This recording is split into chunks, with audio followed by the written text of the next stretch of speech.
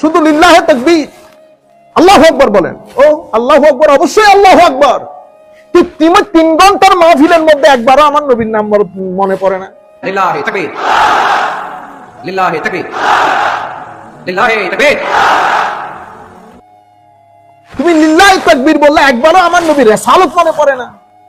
এখন আপনি যদি বলেন আল কোরআনের আলো ঘরে ঘরে জালো, this is not Muslim slogan.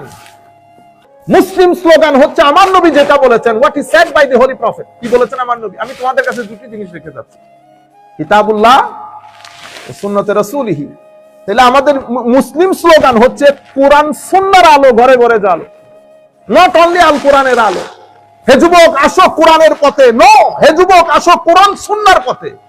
আপনি আমার নবীকে মনে করেন নবী আর কি, কিন্তু উনি কোর্টে আসতে পারবেন না, পার্লামেন্টে আসতে পারবে না, আমাদের সমাজনীতি, রাজনীতি, অর্থনীতি কোন নীতিতে কথা বলতে পারবে না।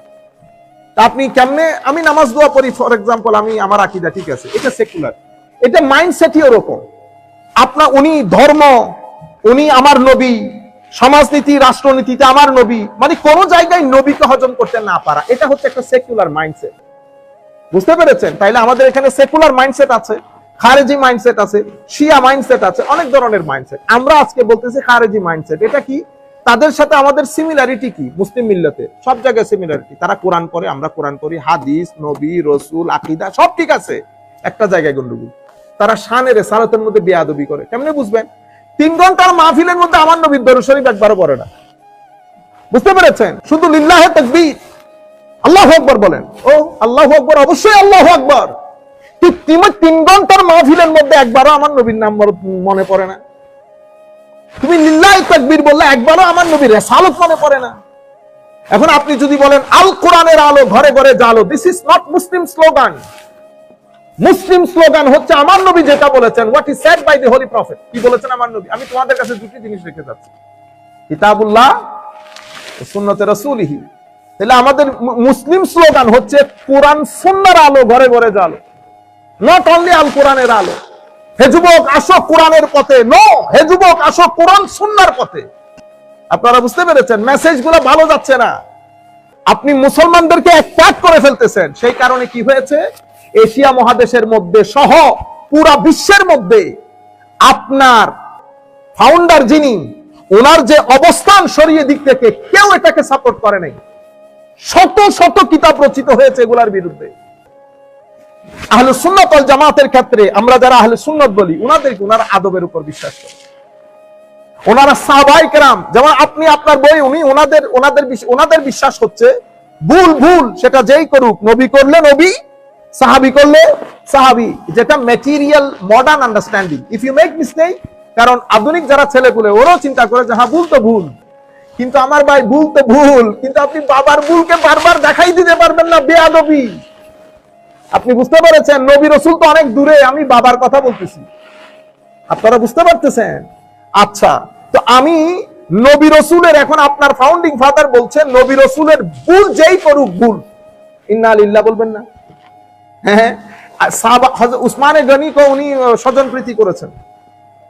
ফারুকে আজম হযরত আলী রাদিয়াল্লাহু তাআলা আনহুর অনেক মিস্টেক ছিল, ভুল ছিল। আমরা বলছি সাহাবায়ে কেরাম ওই জায়গা, ওইটা রেড জোন উম্মতের। Don't try to get into ইট, এটা উম্মতের রেড জোন।